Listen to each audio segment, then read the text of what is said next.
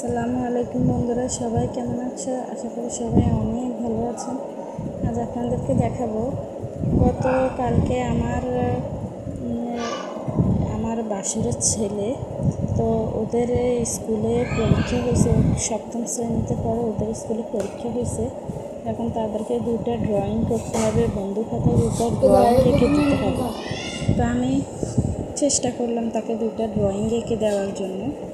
তো প্রথমে আমি একটাতে আঁকলাম গ্রামের দৃশ্য। এখন বন্ধুরা, আমি তেমন একটা ছবি আঁকতে পারি না, তবে চেষ্টা করি। আমার ছবিগুলো যদি ভালো লাগে তাহলে অবশ্যই লাইক কমেন্ট করব। তো বন্ধুরা, যেহেতু ওরা স্কুলের স্টুডেন্ট, দেখা গেছে তাদের স্কুলে যেইভাবে ড্রয়িং করতে বলা হয়, তো সবাই তো আর পারে না। তো আমি একটু চেষ্টা করে দেখলাম ওকে দুটো ড্রয়িং করে দিতে পারি কি না। তো তার আপনাদের সাথে শেয়ার করলাম। তো কেমন হয়েছে আপনারা অবশ্যই জানাবেন।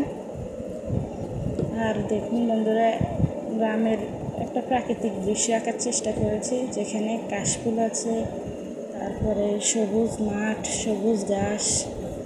এরপরে দেখা গেছে যে দুইটা ঘরও এঁকেছি, ঘরের পিছনেও দুইটা গাছ দেওয়ার চেষ্টা করেছি, পাশে একটা নদী। তো ড্রয়িংটা আসলে কেমন হলো আপনারা সাদা কালো মেঘ দেখতে না, নীল আকাশে মেঘগুলো কেমন হয়েছে আসলে আমি তো পারি না, আঁকার চেষ্টা করেছি। তো আপনাদের কাছে জানাবেন।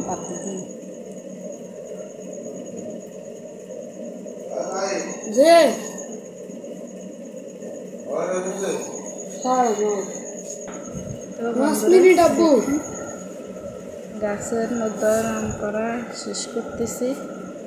তারপরে দেখা গেছে আপনাদেরকে আরেকটা পিকচার দেখাইলাম, এটা আগেই আঁকছি, এটাতেও রং করা শেষ।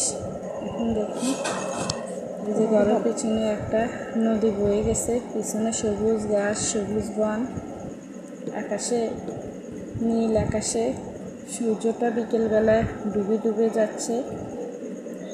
একটা কাঁঠাল গাছ দিয়েছি, কাঁঠাল গাছে অনেকগুলো কাঁঠাল ধরে আছে।